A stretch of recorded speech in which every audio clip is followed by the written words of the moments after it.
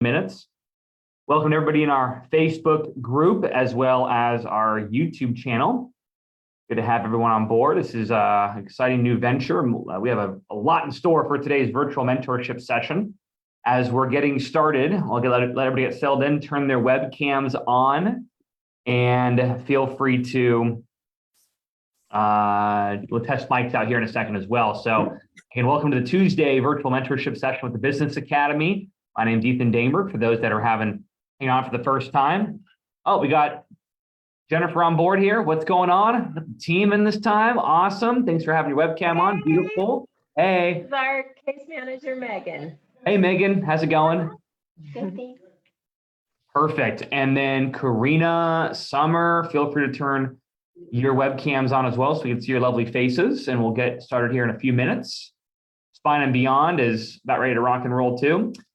Awesome, guys. So before I officially get started with our special guest speakers today, just go over a couple of housekeeping points. Today will be a mastermind, meaning I will have a few high points to cover. Our guests will have, I'm sure, will have insight to share, but this will be a lot of questions and answers. Like I know Jennifer was with us last week where we were doing our marketing mastermind. So a lot of input from the group is going to be the whole, kind of dynamic of the conversation. Hey, Paula.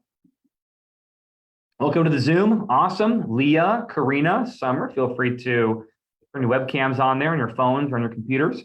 This is going to be a dynamic, fluid conversation, meaning we're going to kind of just take it wherever the river goes. We'll have some high points we'll cover, but instead of just us talking at you guys, I would love to hear, your successes, your struggles, your best practices, collaborate on new service offerings you're offering clients that you're helping new patients with.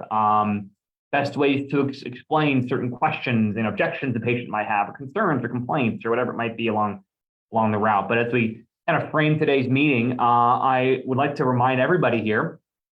Hey, Leah, thanks for the heads up. Well, then, Leah, how do we talk to you, Leah? Yeah, I figured that out. You can also, by the way, you guys can also pop it on your phone too.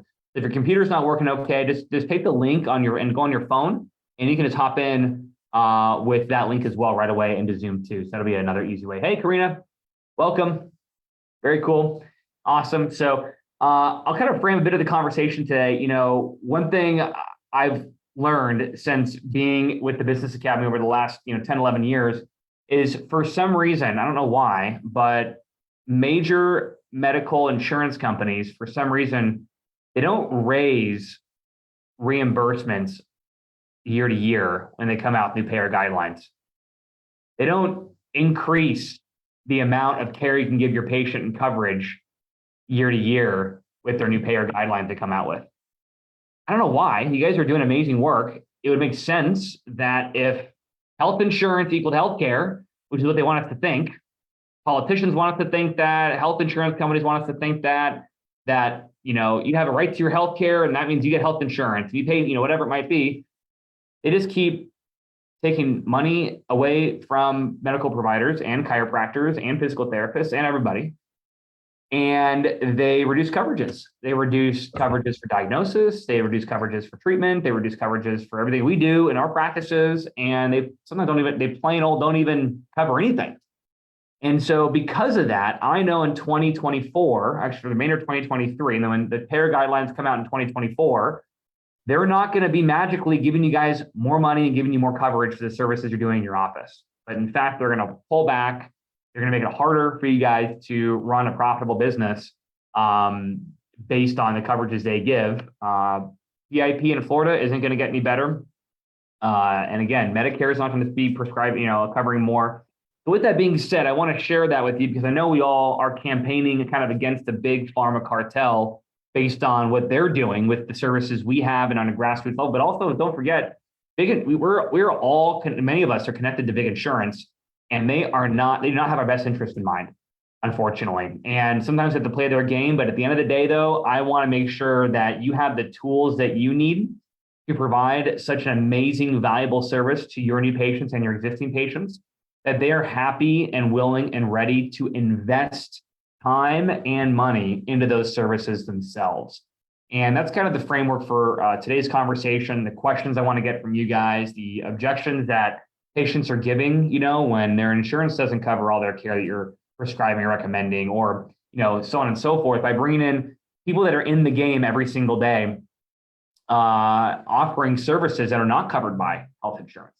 In fact, Georgia Integrated Health Center doesn't take any insurance in their office. You guys, all your services, much of which is functional medicine and some chiropractic, you guys do all cash. And just the other month, you guys did $200,000 in cash collections.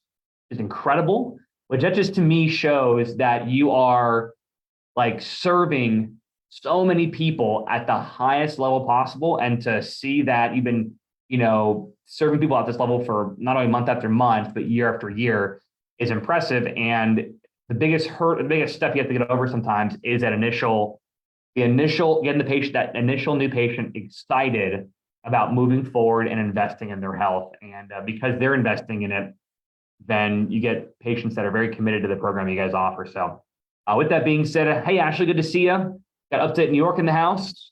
We got California on board as well. Dr. Matt, good to see you, my good friend. As always, perfect. Summer's on board. Hey, Summer, good to see you there. Looking forward to your questions that are coming. Hey, Michelle, how's it going? All right, Dr. Huffer just popped in. Travis popped in. Awesomely, I got your message there. Thanks for making that work. We'll take your questions as well. So let me go ahead and just introduce our guest speakers here today, guys. I'm super excited for today. I got Dr. Matt Wolferts, Carrie Lucas, and Melissa House, again, from Georgia Integrated Health Center from Acworth, Georgia, just north of Atlanta, Georgia. And let me have them just kind of share a bit about themselves, their positions in the office, and their experience with the Business Academy to start off with. And then I'll shoot some questions over and we'll get the conversation started. So I'll start with Carrie. Why don't you go ahead and lead us off? Are we unmuted? Yep. Oh, okay. I'm Carrie, and I own the practice, and we've been with the Business Academy for 19 years. How crazy. And I do the day ones that come through after a health talk. What was I supposed to You're kind of the owner, CEO, driver, all that good stuff. Yeah. Yes. Awesome. And Melissa? So my name's Melissa. Hello, everyone. I started off as a marketer 8 years ago on the chiropractic side of the office, and I am now the office manager and a master closer for our FM side of the practice that we have. And we have a lot of fun doing it and helping everyone. Awesome. Thanks, Melissa. And Dr. Matt? Yeah, I joined the practice 6 years ago now. This started off as just the primary treating chiropractor, and then soon after was invited by Carrie to start sitting in on some of the functional medicine consultations and getting trained on that. And so now one of my primary roles at the office really is in sales, is in I'm a director of admissions here. So I do a lot of the health talks, but then I'm also doing a lot of the day two process of getting patients started. Love it. Awesome. So, man, where do we start? I mean, at the end of the day, I guess my first question as I kick this thing off is, you don't open up a practice and serve the amount of people you guys are serving every single week right now. I mean, I see you guys with goals, your goal board in the back there. You guys track every day. You guys have done something that very few practices have done. And I'd like to have you guys share, where does that come from? Where does, your conviction come from, and what you do and how you offer your services? And how do you do it without taking insurance and being in network with various insurance carriers? I'll let any one of you guys jump in on that one. No, that's a tough one to answer. You know, We know how to do something. well, for me, honestly, when I joined the practice, I was kind of in that typical position of just want to get out and help people, had very little interest in running a business. And really what did it for me, in all honesty, is watching Carrie's passion. I used to actually be envious of her because she worked as a critical care nurse. So she had a lot of fire about seeing how medicine was failing people. And it's something that I didn't have, but every time she'd talk about it, there was this, it was anger. We had to tone it back a little bit, but there was this desire. She could see firsthand the failing medical system people are not getting helped. She could see how the prescriptions were making people worse, but that's all they're allowed to do is just continue to give prescription after prescription. And that fire really spread through the office. And we learned how to kind of tap into that and recognize, like, people are literally dying at the hands of medicine. They're being made worse. They're getting sicker. And that, like, we've taken a lot of that on individually. Now that we've had, hundreds, if not thousands of conversations with patients, and you hear, and I think this is a key part for me, is you have to be willing to listen to what the patient's going through. You have to be willing to hear the story that's playing out in their life. What have they been through? What have they tried? And start to just get into that, gosh, what would that be like to live that life where every problem you have is being medicated and every medication is causing complications, and they're getting sicker and they're not reaching their health goals. Their relationships are falling apart. Their jobs are falling apart. Their families are falling apart. And it gets to the point where you start to hear that enough. You go, gosh, medicine, I don't want to end up there. Like, I do not want to end up in the medical system. And that to me is what's created this ability for us to connect with patients, to meet them. I think is key, is where they're at in their story. They want to voice their frustration with medicine, but they're never given the chance to, because they have a 5-minute conversation with a doctor who wants to prescribe a pill. So when you are able to sit down with them and really hear what they're going through and start to develop that sympathy and empathy and relate in a way, and you go, gosh, like, that is a really crappy system. People want to feel heard. They want to feel heard. They want to talk about what's bothering them, but they're so used to not being listened to that when they finally sit down in front of Carrie, me, Melissa, and there's a genuine interest in you as a person, that more than anything is what sells people on what we do. We give a great talk. Don't get me wrong. I'm the one who does it, so of course I'm going to say it's a great talk. It's really But it's being able to draw a patient in to say, hey, there's that ARC component. It's safe to talk about what scares you. It's safe to talk about what's bothering you. We want to hear what that is. That's what people are paying to overcome. That's the part where, we just had a lady this morning, and it was all surface level stuff. Yeah. She watched her mom go through diabetes, and she's like, and I don't want to go through that. And she watched her aunt die from it. And these are all things that are pretty powerful that you think, well, that would motivate someone to change. But it wasn't until she finally admitted the reason why she needed change is because her previous marriage left her because of her health. And she's too afraid to approach a new relationship. She was just in one recently. The guy's basically begging her to get married, and she won't do it because she's too ashamed of how she looks and how she feels about herself. And she's in tears. She's in tears telling us this. And she looks up and she goes, this is the reason I am here. It was almost like textbook. Yeah. It's like, this is why I came in, is because I'm tired of feeling this way in my relationships. Wow, that's huge. And again, this is so relatable, whether you're a practice that does, helps people with musculoskeletal conditions, neuropathy, with chiropractic, with joint issues, with health issues like diabetes with this lady, weight loss services. Really, all this is just as applicable to each other, because this is the X factor that, if a patient is aware of and recognizes, will motivate them to action to make a substantial change. So let's start from, let's start with from the beginning then. Everyone here is going to have, I'm sure, written down in preparation for today, all the objections they're hearing, the brick walls they're hitting when they're asking a patient to move forward at the end of the cycle. But let's start from the beginning here. Maybe you can just share, the moment, and Carrie, Melissa, you can jump in here too. The moment you realized with the training with the Business Academy, like the moment you realize, like, this is how you get somebody to communicate with you, like in the first visit, whether it's in the first 5 minutes or it's the first half an hour, whatever part of the process, but like, what light bulb went off for you guys that was a game changer for getting the patient to open up, stop minimizing, and confront their condition and to be willing to communicate? Well, we're looking at our pictures straight ahead. Yeah. So I'm gonna turn this around really quick so you guys can see, because this is the key to everything. Hold on. Here. Unplug me for one moment. Hope we Yeah. should go dead. So when we came to a sales and training seminar and The after awareness scale our and the master tone scale. closer course, we learned about ARC and the emotional tone scale. And it was an absolute game changer for us. Our collections had increased by, I mean, we doubled what we were making, but it ultimately, we just learned how to communicate and stay in interest with people. And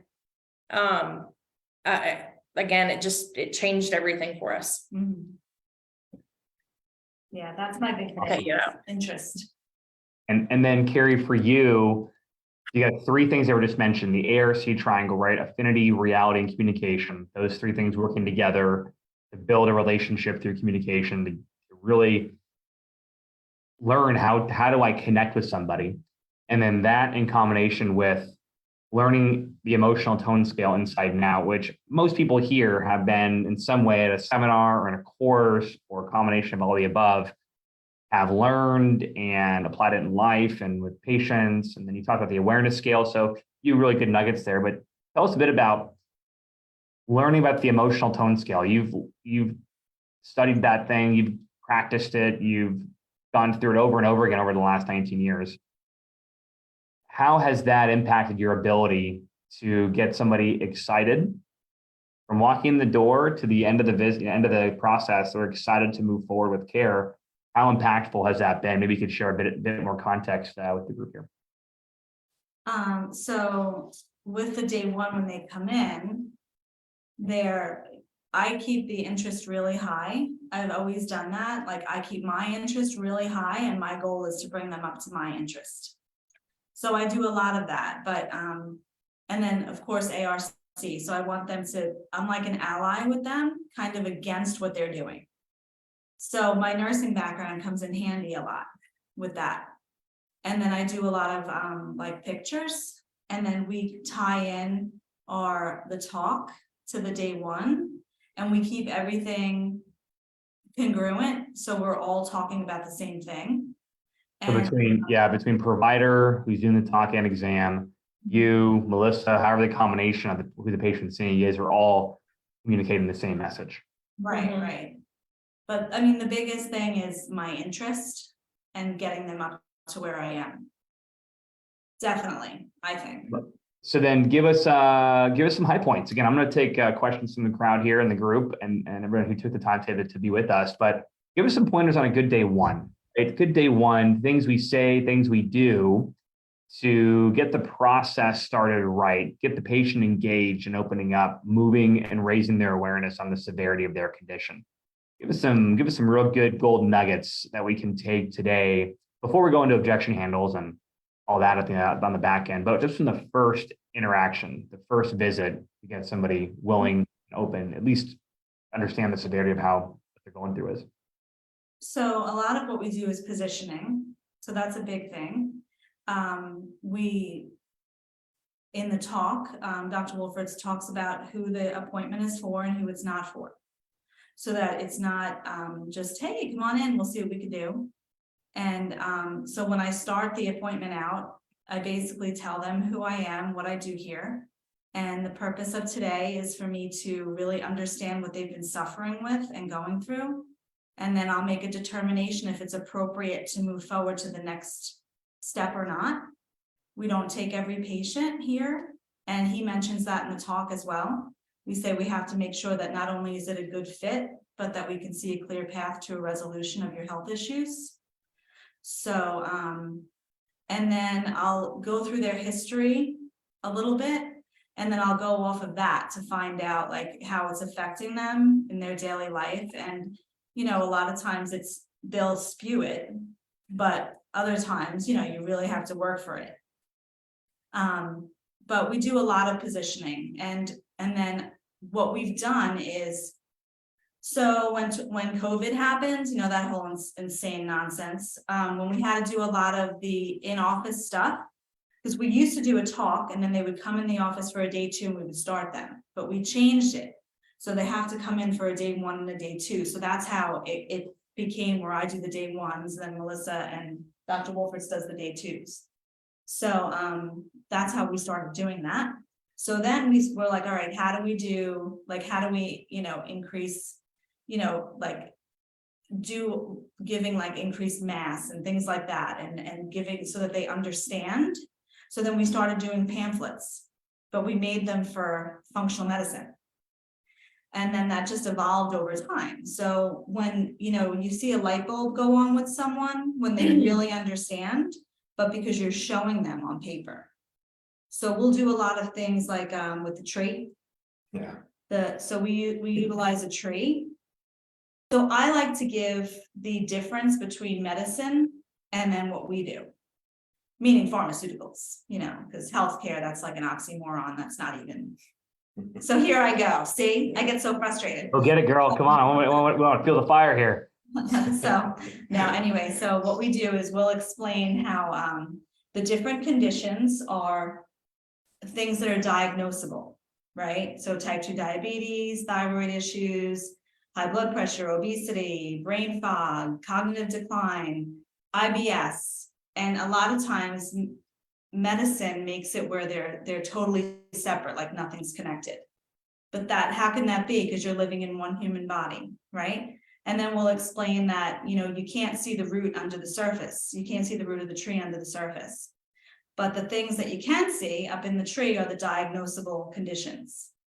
So then I'll explain that these are, so basically most practitioners work in that area. They look to give a diagnosis, and then the treatment model is an algorithm of pharmaceuticals that match that condition. But do you think it's right to treat a chronic condition with a chemical? And like, they're always like, it's so fun to watch everybody because they get so excited and they're like, no. And I'm like, that's like patching one hole in your roof when you have 10 that are majorly leaking when it's raining out. So we work down here, and then I'll explain that we work at the root to find out where it's coming from. Is this what you want? And they're like, yeah, and then they'll lean forward. So then like, I kind of know where I am in the day 1 consult, and then where to go from there. So, and then I'll give goals in the day 1, and then they take it to the day 2 if I put them through. That's so good. So 2 things I notice you guys do really well is you educate not by lecturing at them, but by involving them with really good models, visuals, and quality questions. There's a quote that Dr. Gary always says, and those that are part of the communication closing seminar know this, which is the quality of your questions determines the quality of your answers. Yeah. Meaning, I can ask Dr. Matt, let's just do this role play for a second. I go, hey, Dr. Matt, how's it going? It's going good. Cool. Yep. So low quality question, right? How's it going? Low quality answer. He could be dying inside. We can say, yeah, I'm good. Fine. All right. Low quality question, low quality answer versus one of the questions that Carrie just mentioned, right? Do you think these issues, Carrie, give us that question one more time regarding the tree and the diagnosis with a chemical solution. Give me that one more time. I say, so the treatment model is an algorithm of pharmaceuticals that match a condition, but do you think it's appropriate to treat a chronic condition with a chemical? Boom, quality question, right? That's going to get a quality answer, and the patient leans in or gives an emphatic response. High quality question, high quality answer. So whether you're doing chiropractic, whether you're doing functional medicine, neuropathy, one thing we can all get better at is asking quality questions. Don't just lecture at the patient, right, for 10 minutes. And so if you look at the day 1 for the Business Academy, just the basic chiropractic day 1,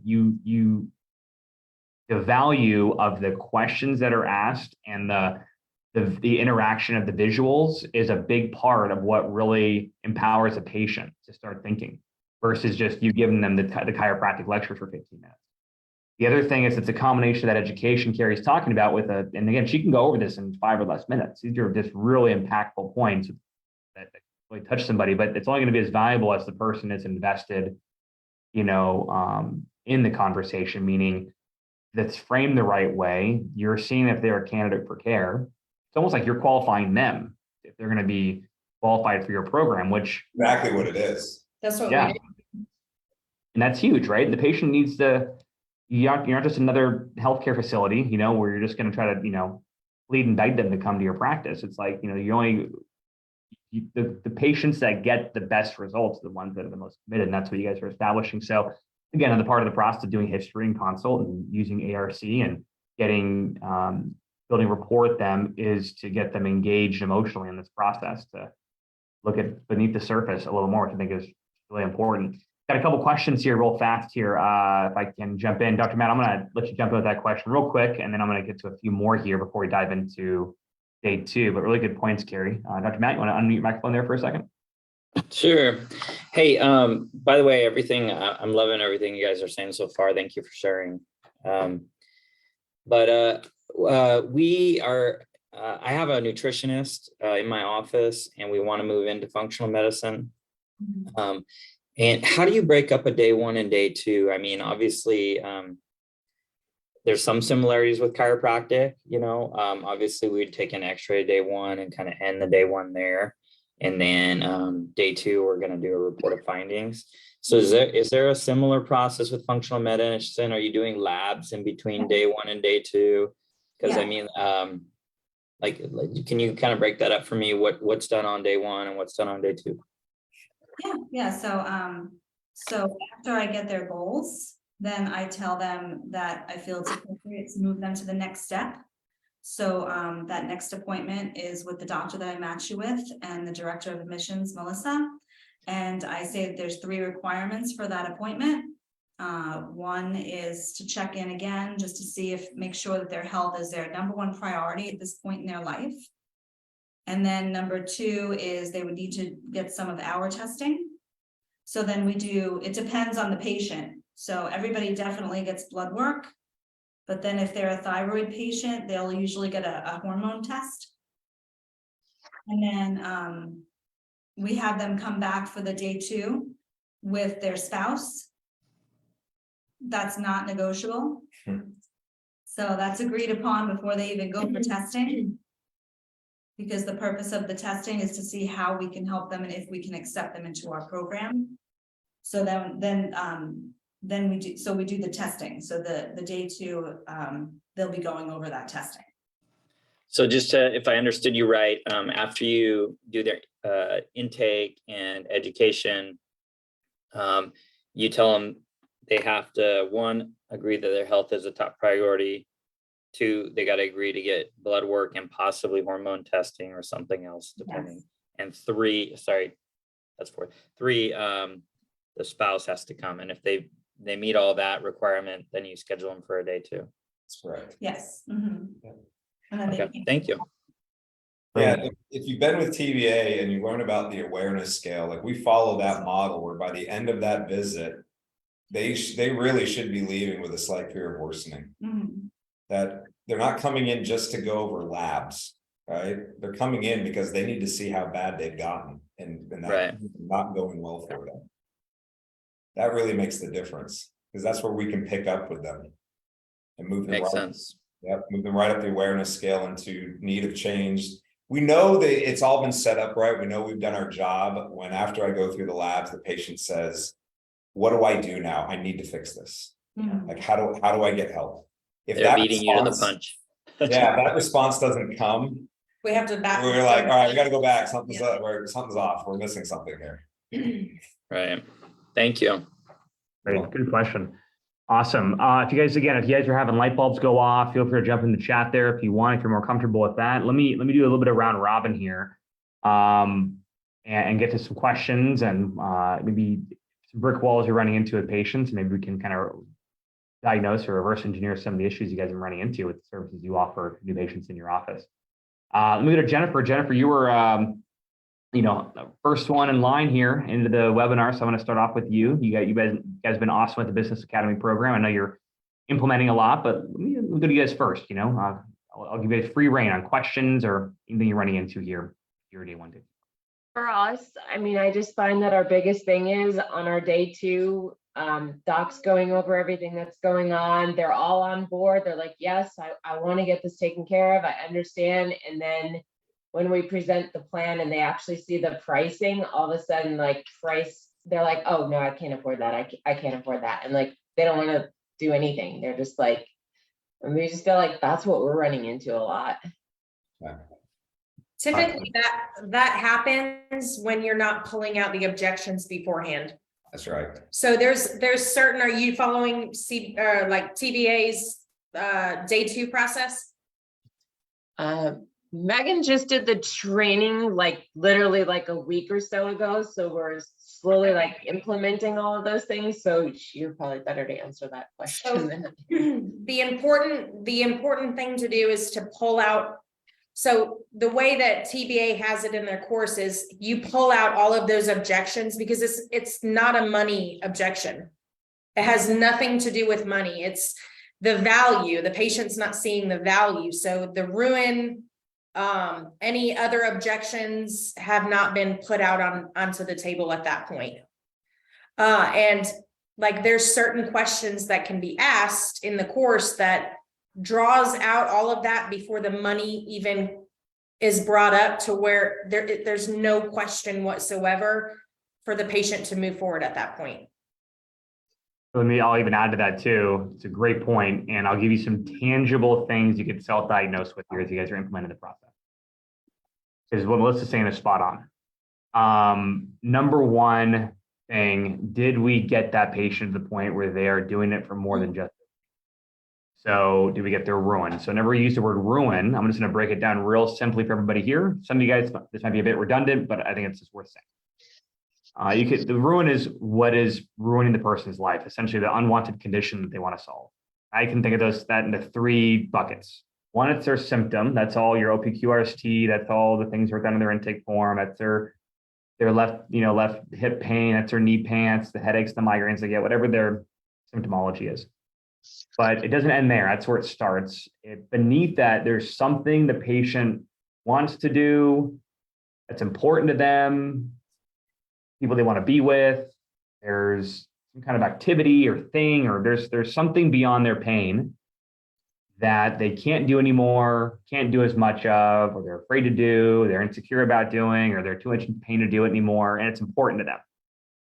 So if somebody says, Ethan, has this been affecting you on your home life? And I go, yeah, you know what? I haven't been able to do the honeydew list, the DIY projects my wife has been wanting me to do. And someone said, was that important to you? And I go, actually, it's great because I got out of doing all the DIY projects thanks to my migraine. That's not the right thing, right? Like it has to be, yeah, it's something I can't do, but it doesn't mean anything to me, right? So what means something to me would be, if I have a lot of stress relief from being able to be active, right? And being active means working out, being on the water, being with friends, hiking, and doing things that are important to me. And it's very much an intimate part of my life that I haven't been able to for the last 6 months, go golfing, because it's so pain. I'm in so much pain. And there's usually going to be an emotion behind that. Right? I can't do that thing. What kind of emotion does that cause? And for me, it would cause frustration. And that could be a whole, again, the emotional tone scale is full of emotions. People will feel that are typically negative because they can't do the thing as much because the symptom. I'm giving you as a real basic foundational layer. So you have to walk out of that room on the first visit and go, did the patient answer those 3 things? And if they didn't, then you're going to have a harder time at the end getting them to commit to a full investment in their health. That's the first thing. The second thing, if you guys are all taking notes, I suggest you get those pens moving. Did you find the ruin? And it can't be what you assumed it is. That the patient has to vocalize it. That kind of represents that they're aware of it. Can I add something to that, Ethan? Matt, go ahead. If the answer comes easy, it's probably not the ruin. We have patients all the time who are saying things like, well, I don't want to have an amputation. And you're like, okay, but it's like the emotion doesn't match what they just said. Mm. It's almost like they're just saying, like, I don't want it to rain today. Well, neither do I. Well, I don't want an amputation. Well, neither do I. And you think, well, that's a great answer. Of course they don't. They're like, oh, I don't want diabetes. I don't want neck pain. I don't want any of those things. People are very surface level. And if it doesn't get uncomfortable, like it's going to get uncomfortable. That's part of them digging into the things they don't want to see about their health. They don't want to see how bad it's hurting them because no one wants to face it. They want to think everything's going great. They want to cope with it. They want to rationalize it. And if they're giving you all the answers that you want to hear, but there's nothing that you've had to work for, I guarantee you're going to get to that financial thing. And they're going to view it as like a $1,000 problem or a $500 problem. And then you're going to come in with, I don't know what your care plans are, but honestly, it doesn't matter what they are. Right? Our typical care plan is between 12 and 13,000, and we don't do insurance. And I'll tell you, if you don't get that, that's what's crushing their life, and they just think they're coming in to get a dietary recommendation, that's a $500 problem. So there's no way they're gonna go for something that's obviously substantially more. So when you're running into financial objections, like Melissa was saying, there's an objection you haven't talked about, right? And those are great because fishing out objections is like the most fun that you do in the room. Yeah. Right? But then you got to get the hurt. You have to dig into that. You have to be willing to sit in it and poke at it and agitate it with them and make them see and have them see, here's what it's costing you in your life. This is what's not changing. If it keeps going down this road, here's what's going to happen to you. And until that awareness comes up for them and they start to see like, I've got a massive problem, then you could charge $1,000 for your care and they're still going to think it's too expensive because they just don't see that they have a big problem. And so those are the types of things that I'm looking for in the room. If they're just like, yeah, I want to get rid of diabetes and all this stuff. I'm like, that's not it. Like, what is it? What's really at stake for you there? And people do have something. There is a reason why they came to see, to get your help. You just have to be willing to dig in with them and get into it. And patients will come in the room with us, and the very first question they'll ask is, hey, how much is this going to cost me? And it's like, we're not even close to the right time to talk about that. Mm-hmm. And it's one of those things where you have to be able to address and say, you know what, I understand that's an important question. I got to find out first what's going on with you. We got to talk first about what's hurting you. Why are you here today? You're not here to find out how much my program costs. That's not why you clicked on a link to show up to a talk. That's not why you scheduled an appointment, was just to find out what we cost, right? So money is honestly, it's the very, very, very last thing when everything's already been wrapped up. And it's so easy to do when all of that's been handled ahead of time. It's supposed to be the easiest part of it. And it should be. So if you're getting yes manned, as you probably heard that saying, yeah, I want to do this. Yes, I want to, yes, I hate having diabetes, or yes, or whatever it is that you're dealing with in your office. Yeah. And you're thinking, man, they're telling me everything I want to hear. This sounds great. I love this person. Chances are you haven't really done your job at that point. You haven't done what's necessary. And so, yeah, we look for, if we come out of a room, we're like, that felt too comfortable in there. It's like, what went wrong? That was too comfortable. Got to get comfortable. That's the toughest part, I think, in this learning curve, is getting comfortable being uncomfortable. Let me go to Dr. Brett here for a second. Dr. Brett, you've been hanging out with us during the communication and closing seminar. I think you and your team and Carrie, Dr. Matt and Melissa's team have kind of just missed each other in some of the sessions. You guys have both been learning and going through this together. Do you want to share some feedback you were sharing in the chat box there, and also any questions you have for them too? Me, Dr. Brett. All right. Yeah, so we're relatively new to the 2-day process, and Leah and Ashley actually answered kind of a part of my question, because I'm really starting to hone in and dial in on my weakness in the day 2 and on my strength in the day 2. And my weakness was just skipping some steps. And so, now, especially since half of my team got back from Part C last weekend, we're really, number one, we're really focusing on the ruin on day 1 and really trying to get comfortable with being uncomfortable. And obviously that is so important. But then going into the day 2 and doing the read back, getting the commitment level to taking care of the problem, to treating the problem, and then any barriers. So my question was, if their only objection is, well, geez, is my insurance going to cover it? Or is my, how much is it going to cost? Like, I got to fit this into my budget or whatever. That was my like main question. And a few people answered that they push that one off to get any other potential objections like scheduling or timing or work, getting time off, getting there on time, all those different other objections, and then kind of come back around to the financials once the financials are presented. So and actually like just like since last Friday, we're on a 4 for 4 stretch as of today. So Yeah. we're like super pumped right now, but Awesome, man. That's great. yeah, but again, it's really following the recipe, man. I don't make chocolate chip cookies from memory. I read step-by-step instructions, and I feel like when you follow the recipe, when you follow the steps in sequence, appropriately, I feel like it works, so. And training outside of the room is so critical to that. Yeah. Like you don't bake your first batch of cookies when you're on national television. You've done it 100 times before. And then it's like, okay, now I'm ready to do this because I'm not going to screw it up. Yeah. If you keep going into the room and you're letting the room beat you up, and then you come out and you try to learn from that, like that's one way to do it. But I highly recommend do all the awkward stuff outside of the room before you even go in. If you got do you record your day twos and go back and like listen to them? We do. What do you use for that? Like a baby camera or something, or like what? No, just an iPhone, just Oh, okay. record it. That's You're all. just recording the voice then, basically. And then we'll also, I think it's important that because sometimes we get hung up on the words. Am I using the right words? And I think it's important you take time to look at what's the emotion, right, that's happening. How did you feel in the room? How did you feel about when they said that? Did it make you feel uncomfortable? Why did it make you feel uncomfortable? Insurance objections used to make me uncomfortable because I didn't understand all the ins and outs to pre-authorizations and all that kind of stuff. So I hated it.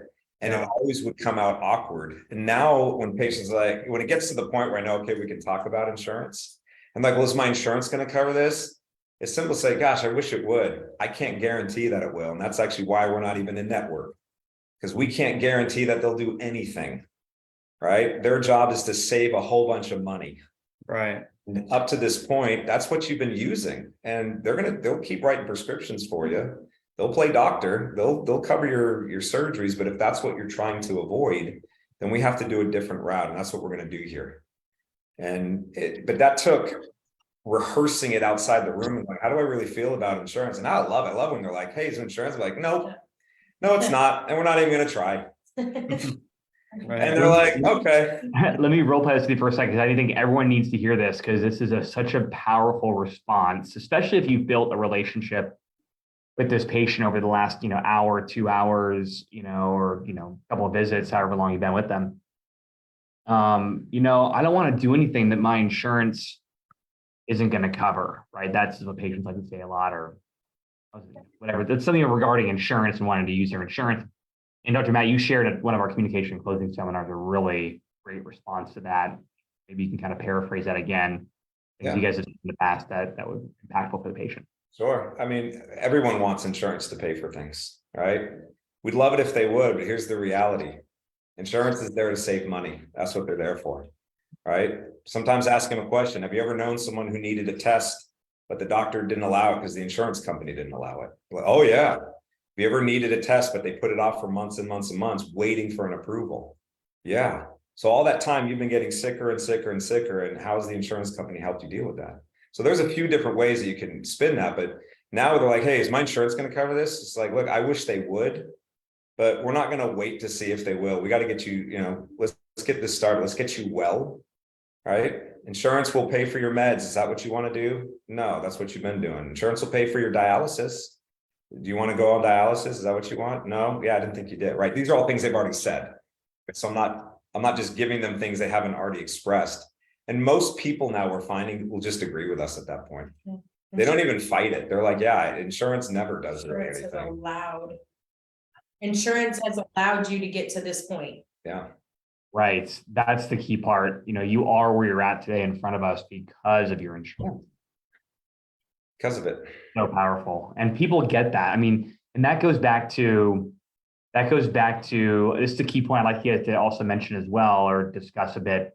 The difference between, in your mind, a patient giving a legitimate objection about an issue, why they're having a struggle getting care or saying yes, versus them just giving a complaint. So I think a lot of times we take their complaints as like a objection to be concerned about. One of those things being, I'm only going to do what my insurance covers. We go, that's a huge objection we can't handle. When really you handled it there as a complaint, you addressed it as a complaint. Yeah. Yep. And once you've had the real conversation with them about what they're suffering with, you realize that was, again, just a knee-jerk question. They're programmed to ask that. They're programmed to say that. But then when they start to see that nothing they're doing is working and that's what insurance will pay for, it becomes a non-issue at that point. They recognize that, oh, I hate doing this way. I don't like taking all these meds, but that's what insurance will pay for. Well, then I can't expect them to do anything else. You know, I had someone in the other day who's telling us that he worked at a vitamin shop. And then he was asking about insurance. I said, you worked at a vitamin shop. How many people brought their insurance card in and it covered their vitamins? And he's like, well, none of them. I said, exactly. They don't, this is not what their interest is. He's like, yeah, you're right. It's like, so like, let's get past that. Huge. That's awesome. We have some time left here. I'd love to get to some more questions, concerns, objections that kind of are stalling. Ashley, I'll go over to you. I know you've been in the case manager role. You've been on the billing side. You've mastered that part of the practice. You're in the case manager role. You've mastered that part of the practice. But, you know, again, you guys are unique. You guys are in a rural area of upstate New York. You took over, Dr. Dinelli took over a practice that, you know, was not the way you guys run it now. You've evolved the practice. You've scaled it up. You've opened up a second clinic. You guys are expanding and growing like crazy, just super awesome. What about any questions or objections or things you've run into that we can tackle here today? Well, I think the biggest thing that I'm interested in today is learning how to expand my role as a case manager. I feel I've gotten pretty damn good at doing it so far, but we're going to start doing something different today. So now when the doctors are going over, you know, in between day 1, day 2, they're pulling up x-rays and looking at everything. They're now saving it to ChiroTouch, the images themselves. And now I'm going to go in and I'm going to start just like I normally would. I'm going to educate, and then I'm going to pull up the images and deliver that to them. So that's something completely new. Kind of have an idea about how I'm going to do it, but I just didn't know if anybody else here is doing that yet, or is that all something the doctor is still doing in your offices? I'll let you go ahead on that one, Matt, just from your experience. Yeah, you're asking from a chiropractic perspective, right? Yes. In our office, when we were a lot more full-time chiropractic, it was that was the patient care coordinator that was doing the patient care coordinator, right? Yeah, patient educator, thank you. Who'd go in and set all that up, do the education part. Here's what we're looking for, right? Show them the x-ray kind of thing, the phase 1, phase 2, and then the doctor comes in and when I would go and I would just basically say, hey, what phase are you in? They've already set it up. Staff's already done a great job. Well, I'm in phase 2. Now, what does that mean? Well, it means, yeah, like we could slow this down. We're not going to totally reverse it, but this is why you got to get this handled right now. You're moving into phase 3 if you don't do anything about this. All right, simple things like that. What's interesting is that sometimes people get this idea that it's the doctor who it's only the only person in the office who has authority is the doctor, and it's not true. It's not true. When you're in the room and you have that authority, you have that positioning, and you say, this is what is the patients, that's what they're looking for, is leadership. They're looking for someone to take the reins and say, here's what's going on. And so if you feel uncomfortable or not confident in that position to set that up, I would highly recommend training. Because if that's going to be your job or someone's job, don't push it off on the doctor, because the patient's losing that confidence in that transition. And it's making it harder for the doctor. Now the doctor has to make up all that difference. So train. And if there's something you're uncomfortable with or uncomfortable saying, bring that up in meetings. Hey guys, I have a hard time saying this to a patient. I have a hard time talking about this with them. Let's rehearse this together. Because if you're uncomfortable, the patient would be uncomfortable. So Yeah, absolutely. anytime changes are made, you have to train on it to where it then is, it's just it's comfortable. I Melissa, agree. Let me ask you this too, Melissa, your perspective on that as a non-provider, right? I think some non-provider, maybe case managers they kind of give the excuse of, and I've been here before too, and I've done years ago, like, I'm not the doctor. So what authority do I have? And maybe you can share a bit about where do you build that conviction from to communicate on behalf of the doctor to move a patient forward on their recommendations? Well, I used to tell myself that I had no authority as well, until we had multiple doctors coming in and out of our practice, going over the x-rays, and I was the patient educator. Ultimately, I was the one that was closing the patients, not the doctor. And once my confidence built on that and I continued to train, and with TBA's help, I was really able to help more people ultimately, because I got out of my own way. And yeah, the doctor did some, but I mean, you know, I was spending 45 minutes to an hour with the patients, and he'd be in there 5 minutes, or whichever doctor, you know, was in there. But yeah, just train, because whatever objections that all of you guys have will come out to the patient, even if you want to admit it or not. If you have a money problem, they're going to know it. If you have a problem, I used to have problems with spouses. One man was just so rude to me, and that carried over into every single day too I was doing for at least a month, until I talked to one of my coaches. We identified what the problem was, and then I was able to talk about it and let it go. And then ultimately back to, I mean, I was 90 to 100% close percentage. But sometimes, you know, that one person tells us no, or that one person, and it just ruins us. So it's extremely important to talk about those. Don't just hold it in, because they'll know it. Doctors I too. definitely have experienced that myself. And yeah, it sucks. It wears you Yeah. down. Yeah. I try to breathe it in, let it out, and just wipe a clean slate at the beginning of each day. But I'm sitting here trying to figure out, like, how am I going to do this? Am I going to do the education with them and then pull up the x-rays and start from the neck and work the way down, right? So even though they're here for lumbar, like, let's start at the top and go down, because we also do foot scans and we go over orthotics and all that. Can I jump in here, Ashley, way fast on that? And Dr. Matt, maybe you can second this point of view. This is what I've seen work for offices, but from a x-ray standpoint, right? The patient wants to know if you have a solution to their problem. So if I got a excruciating radiating lower back issue and you're going to start with my neck, am I even listening to what you're saying until I get to my issue? No. Start with what the patient wants. Like, you have to do that. Yes. Start with what the patient wants. Maybe I think holistically the right thing to do is, start from the top, work your way down, and just great to the patient. That's nothing what you're saying matters unless patient's listening. So I think Ashley, your question is a good one. It's a bit more of a long-winded answer, because I think step by step, we got to dial in like how you're going to do it with your coach. But yeah, it's going to be doing, education. So they know what they're looking on the x-ray, a couple key pamphlets, phase placed in the patient, which phase you think you're in, right?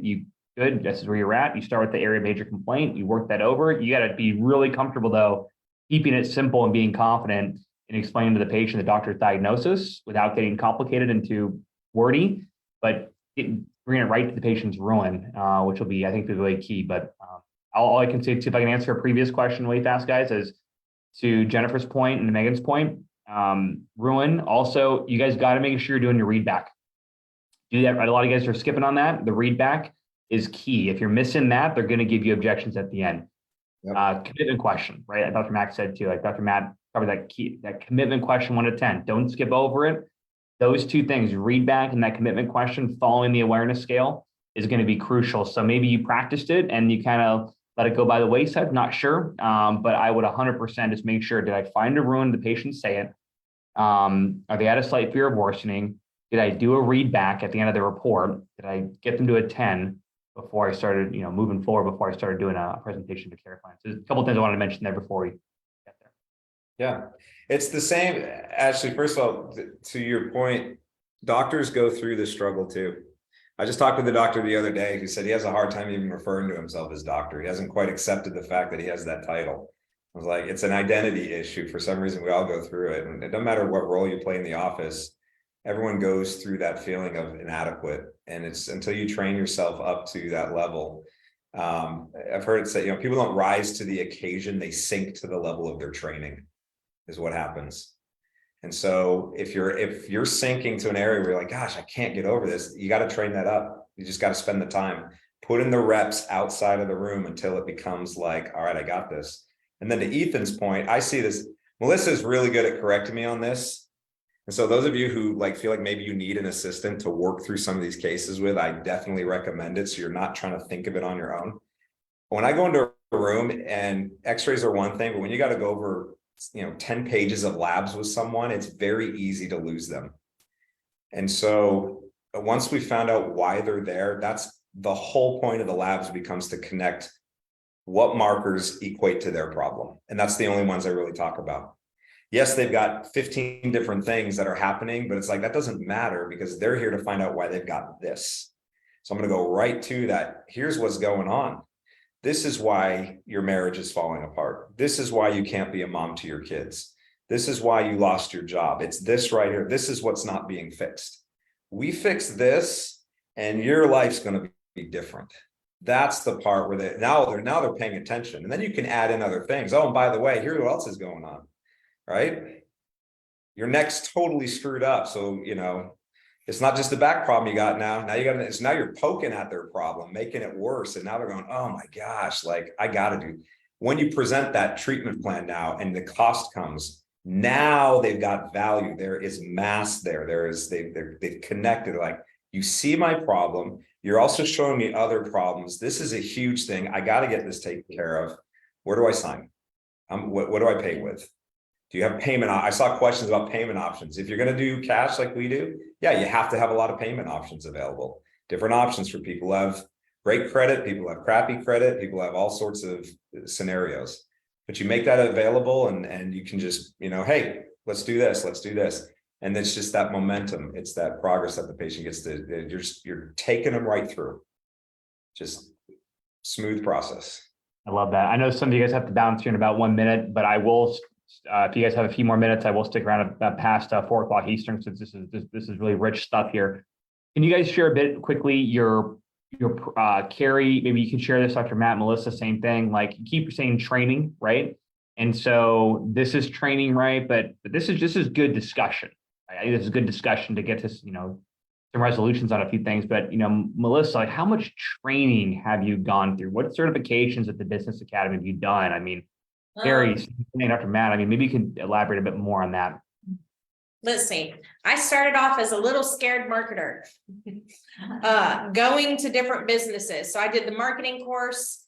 I've done most of the front desk course. I have done the patient educator course, the master closer course, the communications course, management by statistics.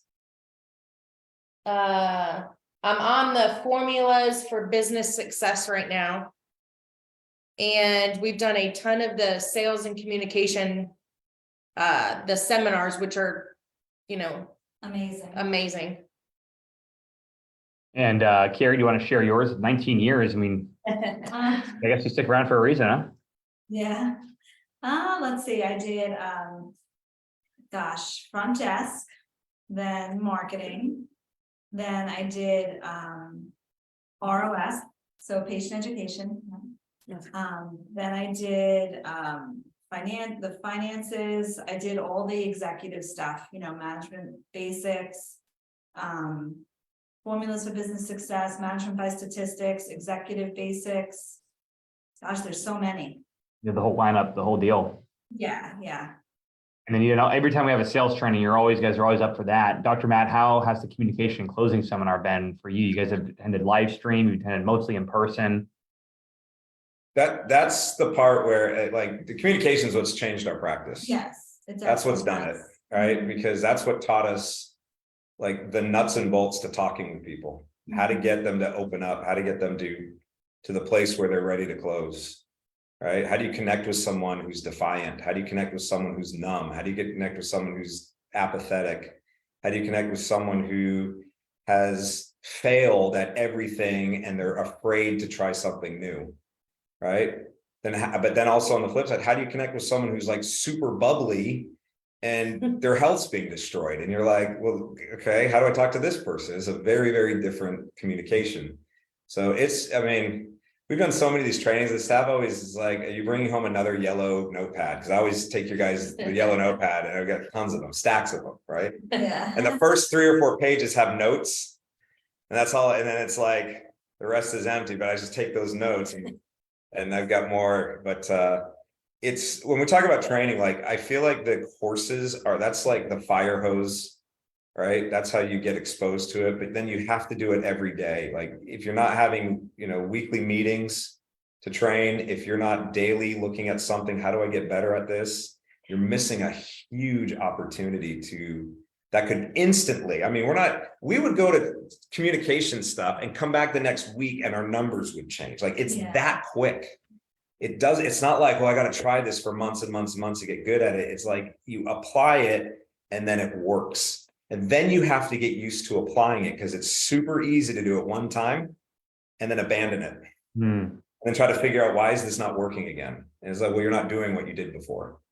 And so when I talk about training, it's, we just last week we went through the tone scale and we did a workshop where answer the question, how are you doing today, at different tone levels, right? Which we got from Brenna, the last one we went to, right? How would someone who's apathetic answer the question, how are you doing today?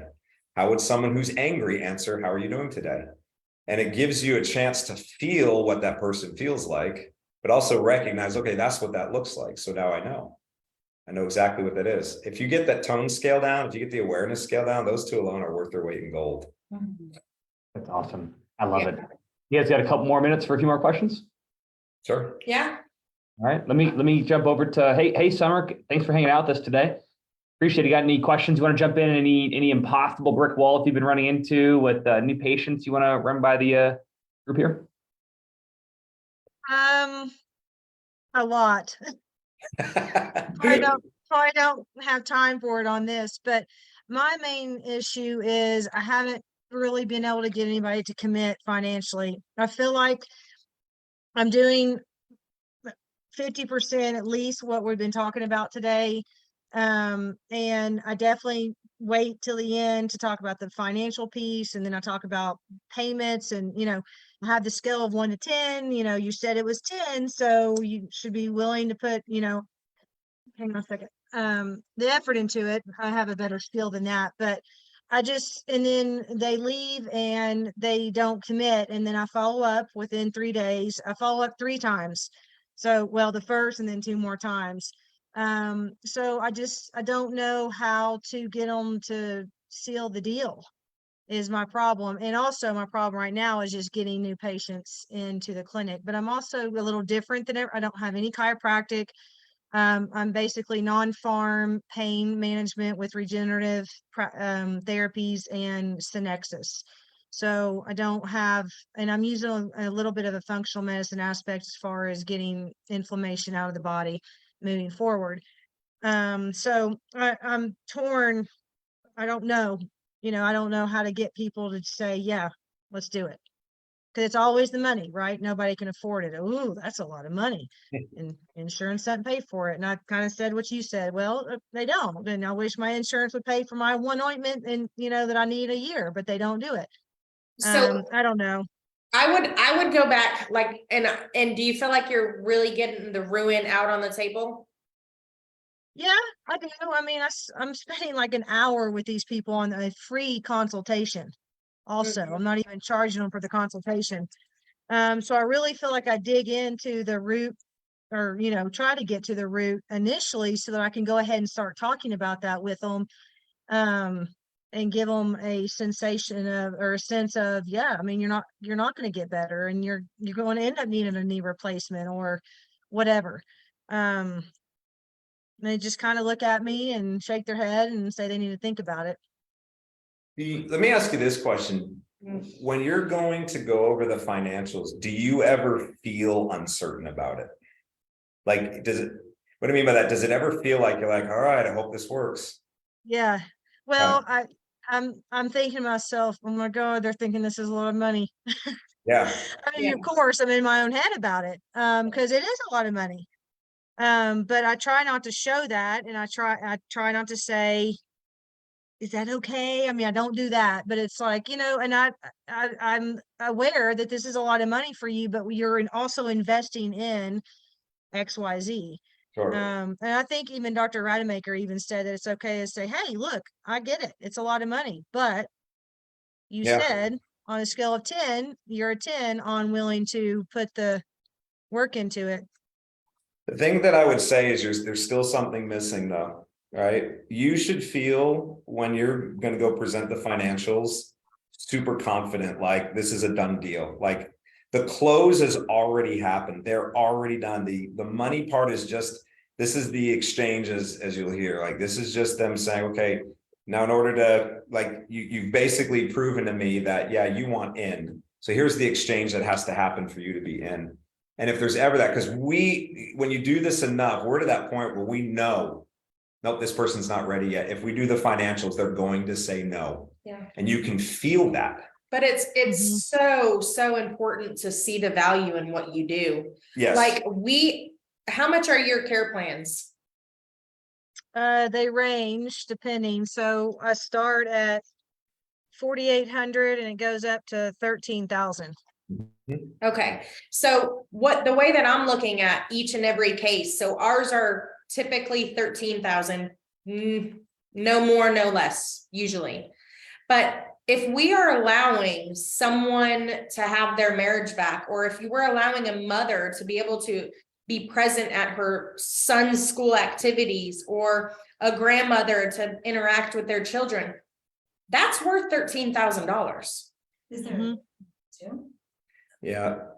So part of our setup too is that a lot of the objections, like the reason we do a talk, for example, is we're pre-qualifying all of our patients.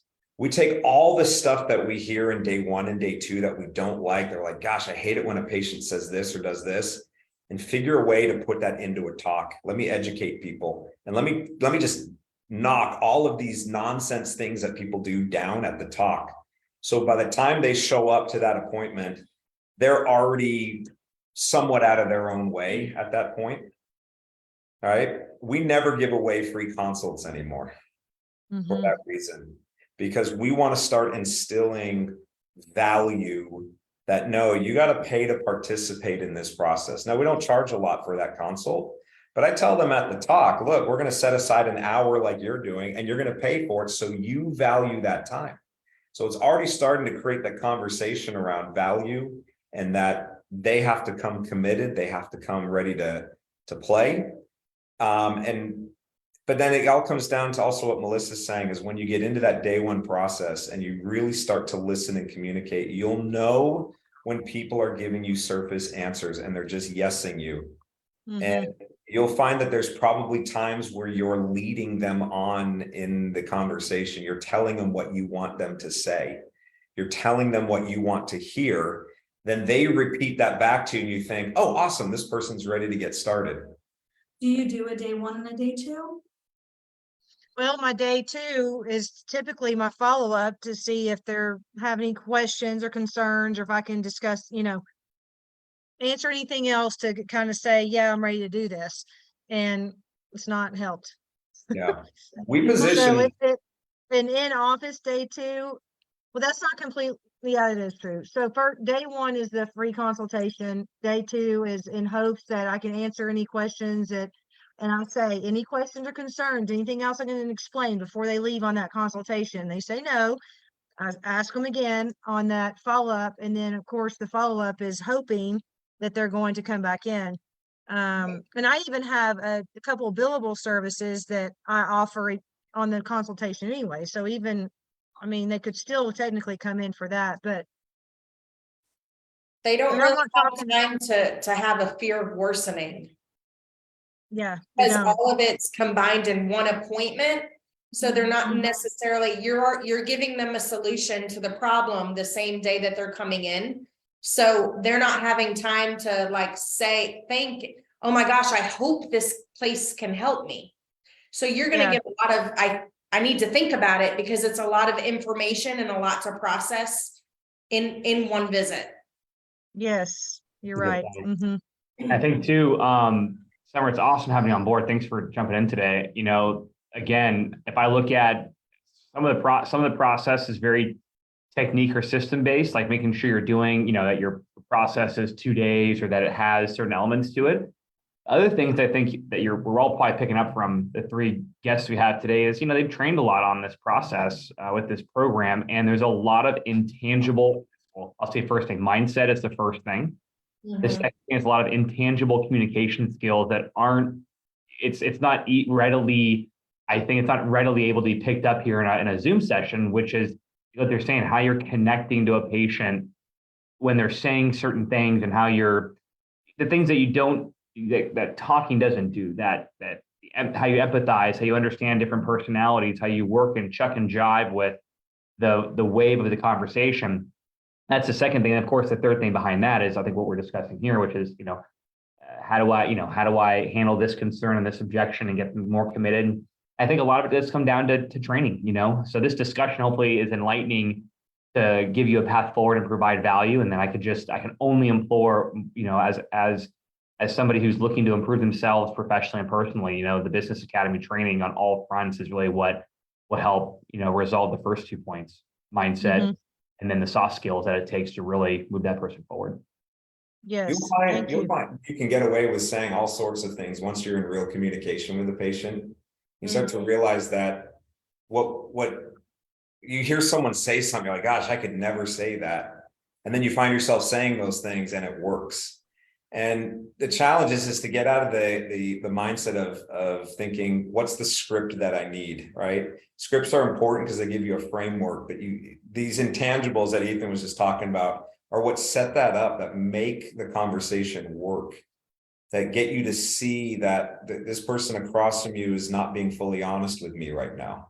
They're not being fully open about their problem. They're hiding something. And they're surface problems. Yeah, like we could help those, but they're not going to buy my program because of their surface problem. There's something else that's going on here. And then when you set up that day 2 process, it becomes more of it's not a question and answer session at that point. It's look, the only question that we're going to be answering at that second appointment is whether we're going to take you on as a patient or not. That's it. That's the only question that needs to be answered. And so when you come back for that appointment, right? You know, we're going to talk about what's going on, what we found, or whatever that is, or what the treatment process is going to look like. And I'm going to have some expectations of you, of how you're going to show up at the office. And it's giving them a sense of like, oh, I better behave here. I better show up on my best behavior, right? I'm not here because people are you got to get them out of that shopping around mentality. Whether I'm just shopping around, I'm just looking to see what different things cost. That's not what they're there for. It's really funny, but sometimes what we do is we give people a reason to say, let me go think about it. We're not certain about what we're doing.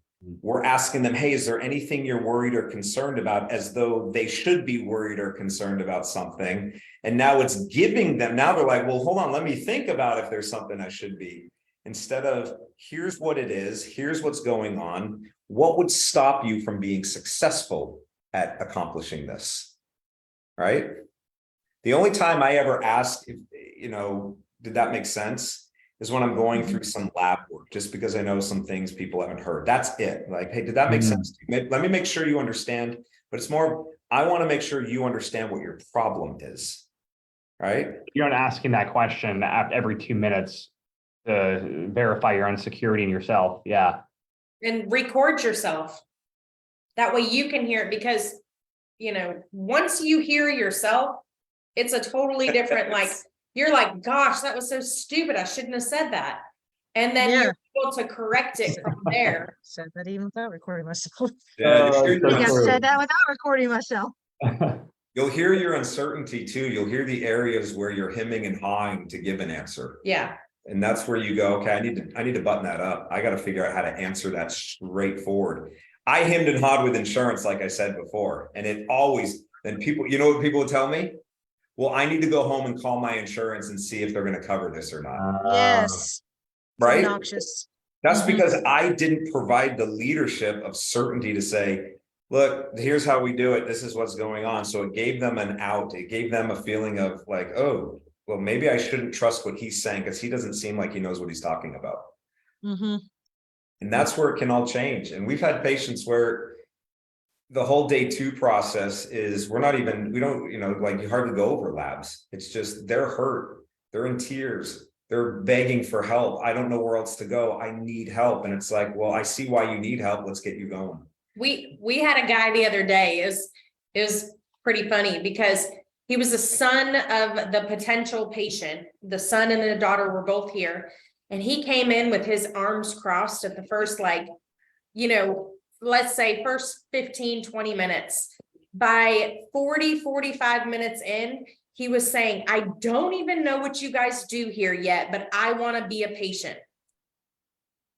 It was just such great communication. And he was genuinely, he would have started care if we would have presented him with a care plan that day. That's awesome. That's so cool. I love it. I love it. I know I want to be respectful of you guys this time. I got one more question from Dr. Brett. Thank you so much. Thank you, you're Summer. welcome. Yeah, guys, communication and closing, that seminar is where it's at. I mean, that is talk with Quinn, talk with Brenna. That's where we I don't know how many hours. I mean, let's see, 16 times 3, that's 32, about almost 50 hours of training just on this stuff, which is awesome. We'd love to encourage everyone here to be a part of that program and help move this forward. We are way past our time, but I could talk to you guys for hours. Do you have time for one more question from Dr. Brett? Sure. Cool. Dr. Brett? Yes, thank you. And maybe Ethan, this is, something you could answer as well, but Dr. Matt, who in your office follows up with a no, with a non-start, with a non-close, or who follows up with somebody that didn't show from a day 1 to a day 2? Is that your case manager? Is it your front desk? Is it your marketer? Or is it a combination? And how, do you really, stay on top of them every week, or, just some tips there to follow up with non-starts? Typically, so we made a position called enrollment specialist just because we have a lot of labs coming in and we're seeing a lot of new patients. So it's now a full-time position just to keep up with all of it. But we don't do a lot of follow-up on our no's. We don't typically have a lot of no's, but also the way that we do the positioning doesn't really leave like them an opportunity to go home, think about it, and call back. Like if their health is their priority, we're gonna hit the ground running on that same day and get them started. Gotcha. And to be honest, full disclosure, Dr. Brett, that's an area we're actually trying to improve upon, is the follow-up, someone who, because we will also turn patients away. If we're sitting in a consult and we feel like this is like this isn't a case yet. They either haven't been beat up enough by their health. They don't have a real ruin yet. They're not willing to talk about it. We'll tell them, hey, this is not the right time. We're not going to work with you at this point. Mm-hmm. But that's a follow-up process because that person's going to leave and their health is going to beat them up even more. It's going to happen. We all know that. It's chronic condition. Right. So that follow-up becomes important. Re-inviting them out to an event if you have a talk, something like that. That's frequently what we do, is invite people out to events. Let's get them, let's do the lecture part. Let's get that out of the way so they've got enough meat to sink their teeth into. And then let's get them in front of us to go through the intangible part, right? The emotional part, all of that stuff. Yeah. Definitely. I think that, you're absolutely right. I think that when you made that patient realize, what they're when you've truly gotten a room and you've made them realize that this is really something that is negatively affecting their health, then closing a case becomes much easier. So yeah, I hear you. And you want to listen to language. People will tell you where they're at. They use the, if I do this, I could do this, I should do this. And then it's like, well, okay. Then you go, oh, okay, why are you not making the commitment right now? Hold on, something's off here. And paying attention to simple cues when they're sitting there like this, right? We see it all the time. Okay, this person's body language says they're closed. They're not ready to divulge secrets yet. Right. So like if we don't get out of this mode, this person ain't starting. We're not taking them, right? What's there? And that you can't. It's funny because I remember sitting in these things like this was like 4 years ago when I think I first really started participating in TBA conferences. So it hasn't even been that long, and how much things have changed. Listening to people who are at where I'm at now, going like, gosh, that seems like so far away. That level of communication, Me too. being able to be bold like that with people, being able to say things, it felt so awkward, so uncomfortable. And just the thought of, am I ever going to get there? It seemed very daunting, but it hasn't even been that many years, and it doesn't take long, I'm telling you. But the part that makes it happen faster is when you, like, here we're on a call today, like, you know, an hour and 22 minutes. I promise you guys, there's going to be something you got from this. You're going to go apply it. You're going to see a result. You're gonna be like, oh, this is awesome. But if you do not go and you keep rehearsing what you just got and applied, you're going to go right back to what you're doing before. And you go, well, I don't know why this isn't working anymore. Yeah. So it's the day-to-day, it's the grind. I'm actually envious. I'm not going to lie. I'm envious of the practices who do training every single day. I don't know how they fit it in their schedule to meet, you know, for 30 minutes every day or whatever. Some of y'all can do that. We meet once a week, but I just think there is no substitute for that. Every sales guru I've ever listened, I just listened to Grant Cardone this morning, and he's saying, stop going into the sale without having practiced what you're going to do. Like, you should have closed that sale before you even went in the room. Get that mindset. Look at the paperwork. What do I see on here? Why are this person, like, look at the answers they're giving you. Who is this person I'm about to walk in with? Close that person already before you even go in the room. Oh, this is a minimizer. Well, here's how we handle minimizers. They didn't give me any answer. Here's a person who's spilling all of their secrets. Here's a person who they have a slight problem. Here's a person who said they have a slight problem, but then they said they're a 10 on their motivation, which that doesn't make sense. You have a slight problem and you're super motivated to fix it. Like, there's something off there. And seeing that ahead of time and going through and saying, okay, before we even walk in the room, let's talk about this kind of patient. Who are they? What do they need to hear? What are they here trying to solve? You close the case before you've even talked to them. And then it's just, you got to get the conversation out of the way, if you will, to make it happen. All that being said, you only get there when you spend the time working with someone. Admit to someone in your staff, hey, I don't know how to talk about finances. I got a money problem. I don't know how to talk to someone who, who minimizes their problems. I don't know how to talk to someone who's angry. I don't know how to talk to someone who's in grief. All of these things, when you're willing to admit that there are parts you don't know how to do and work on them, it's so amazing how these people stop showing up with these objections. It's almost like magic. You're like, I don't hear that anymore. And it's not that they're not saying it. It's like you cut it off before it even has chance to like root itself. And then you start paying attention. Okay, well, what's the next objection I'm getting, and why do I not know how to solve this one yet? Because how many of you guys here have had an objection that keeps coming up over and over and over and over and over and over and over, and you're like, dang it, why does this keep happening to me? Once you solve it, and you won't solve it in the room, you might get lucky every now and then, you'll solve it outside of the room.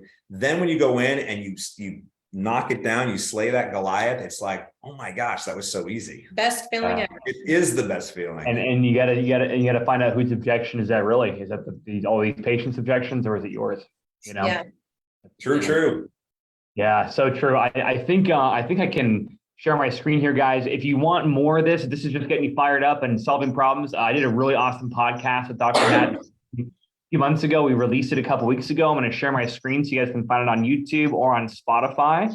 But if you guys go to and you subscribe to us on YouTube, you guys can probably see my screen there. This is episode 3 of the Business Academy podcast. I was working out then. Look at that arm. Look at that. Look at those guns. But guys, we had a great, quick, efficient 10-minute conversation here that just really hit a lot of these points and even some other ones as well that we didn't cover today. I highly suggest you guys subscribe to the Business Academy on YouTube. Listen to this one and the other content we've been putting out, whether it's on Instagram, Facebook, TikTok, YouTube, LinkedIn, Spotify, and our regular podcast we have going on and everywhere in between. We're putting as much content as possible for you guys. So please make sure to subscribe there. All that is free content for you guys and to keep the conversation moving and have something in your ear at all times at the Business Academy to help encourage you to move forward and to keep practicing and training to get better. I can't encourage everyone here enough to be a part of the communication and closing seminar, part A, B, and C. Again, it's almost 50 hours of live stream, recorded and in-person content and training, role-playing and practicing. And not only teaches the hard skills of a good day one, day two at a deeper level, but also all the soft skills that Dr. Matt, Gary, and Melissa have been referring to today to really connect and communicate with patients and take them all the way through to a point where they're excited and committed to say yes to what you have to offer. With that being said, I know, again, we could be here for the next 3 hours and you guys would be taking notes and asking more questions, but